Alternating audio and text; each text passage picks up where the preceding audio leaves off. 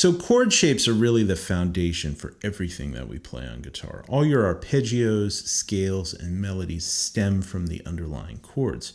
And learning new chord grips can be a great way to get some new sounds in your ear and to give you a visual roadmap of how things lay out on the fretboard.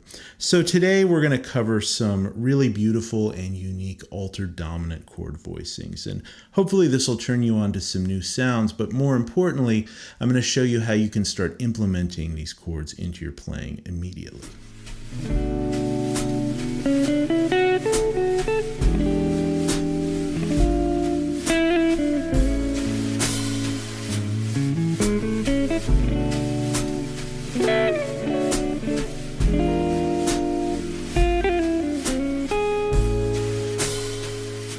So when we talk about altered chords, we're talking about different flavors of dominant chords. Now, a dominant chord is a major chord with a flat 7 on top. So if we play an E7, that would be E major, right? Root, third, fifth, and then adding a flat 7 on top. This is a super common voicing for an E7 chord.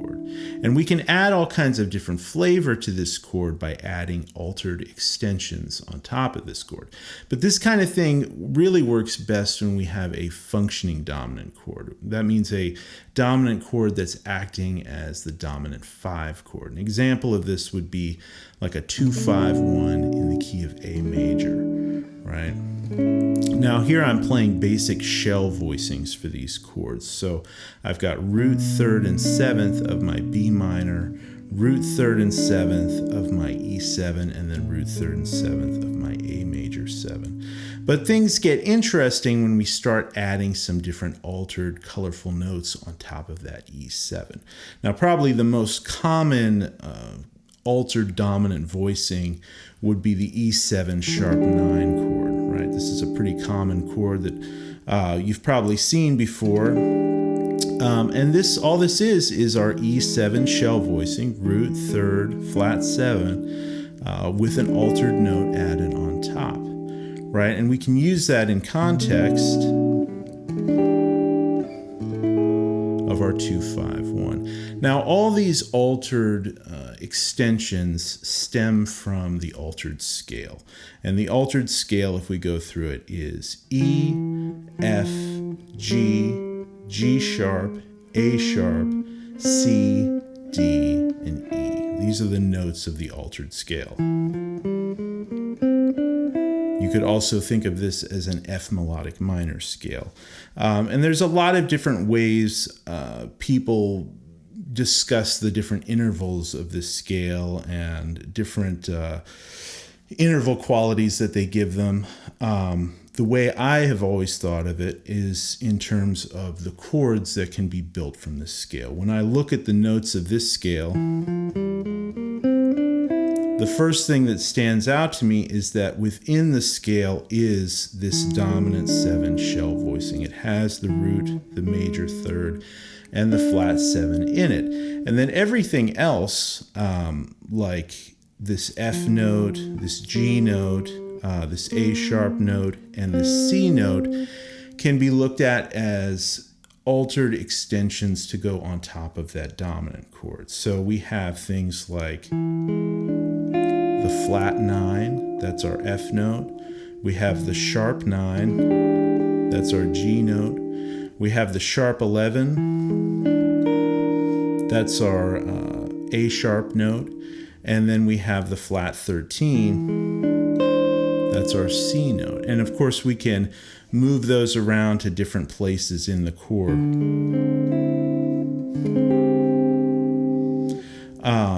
But that's kind of how I think about the altered scale and the different chords that can be built from that scale. So now I want to touch on a little cool voice leading thing. If we go back to our major 2-5-1, we can look at how some of these different altered colorful chords work in the context of that chord progression to give us some really nice, beautiful little chromatic voice leading things. So if we take this first, I'm going to call it the first sort of version of our altered dominant chord. It would be E7 with the flat 9 on top. If we put that in the context of our 2-5-1, where we have B minor 7, E7 flat 9, and then A major 7, we get this beautiful little descending chromatic voice movement within the chord, where we have B minor 7 with F sharp on top, E7 with F on top, and then resolving to A major 7 with E on top. And we get this really nice little chromatic movement right within the chord. And we get this with every one of these different alterations, right? If we move to sort of the next color note we can add on this E7, it would be the sharp 9, right? The note G. And again, we can do the same thing. We can play B minor 7 with F sharp on top, E7 with G on top, and then resolve to A major 7 with the G sharp, the major 7 on top. And we get, again, this really pretty, nice ascending chromatic movement this time.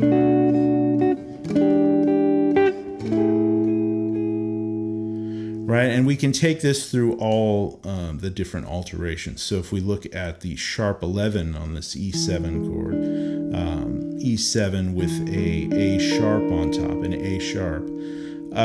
Again, we can do the similar kind of thing. We can play B minor 7, play the root on top, and then move down to E7 with that A sharp on top, and then finally resolve to A major with the root on top. And again, we get this little chromatic voice leading within the chord. And our final alteration is the flat 13. And I'm going to move this down and play it within the chord. I kind of like to play this flat 13 down an octave. So instead of playing C up here, I'm going to move it down here inside the chord. And we get this little ascending chromatic move. If we play a B minor down here, we get the root there, B, and then we can move that up to E7 with the flat 13, that note C in it, and then finally A major 7 with the third on top, C sharp. So we get this, again, beautiful chromatic voice leading within the chords. So this is just kind of a neat little trick that part of the reason these altered chords work so well over functioning dominant chords is because they have this chromatic pull to the next chord, and they add that extra little bit of tension. A lot of these chords on their own, like if you were to play, you know, an E7 with a flat 9 and a sharp 11 in it, on its own sounds pretty dissonant and ugly. But when it resolves beautifully to the chord it's sort of naturally voice leading to, it adds that perfect little bit of tension and resolve, that tension and resolution, that really just can take a plain sort of, boring progression and give it that extra little flavor and that extra level to it. So it's something really interesting to experiment with. And of course, you can move these things around. Some voicings that I like to use that kind of stem from this basic position of E7. Obviously, to play,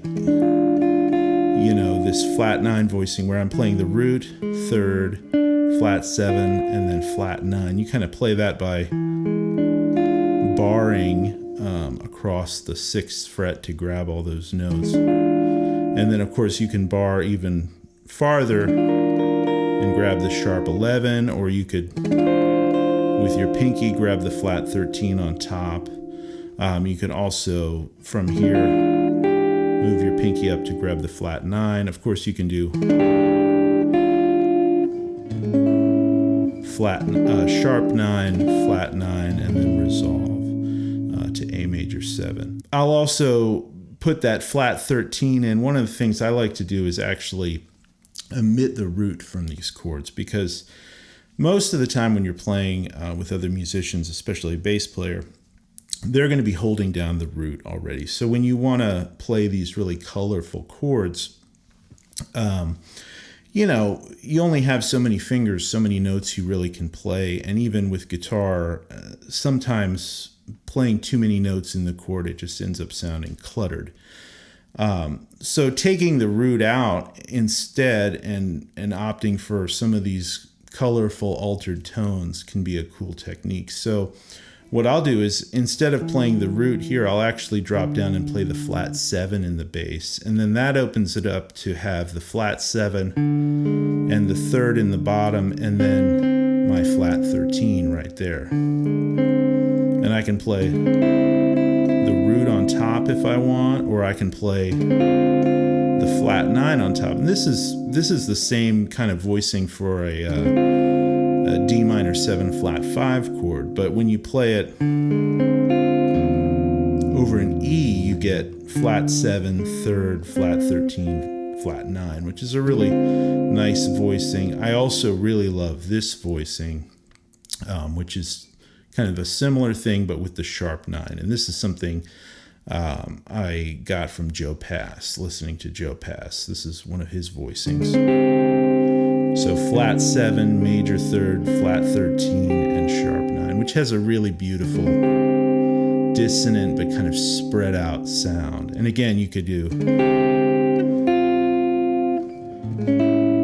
And all of these altered dominant voicings work equally well whether you're resolving to a major chord or a minor chord. That's kind of the cool thing about these altered voicings.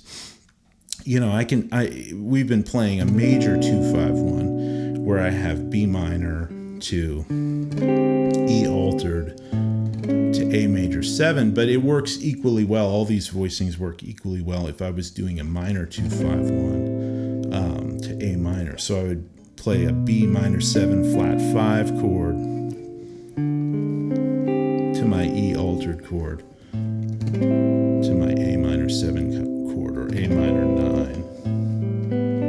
Right, I could play any version of this. And when you start messing around with the different options,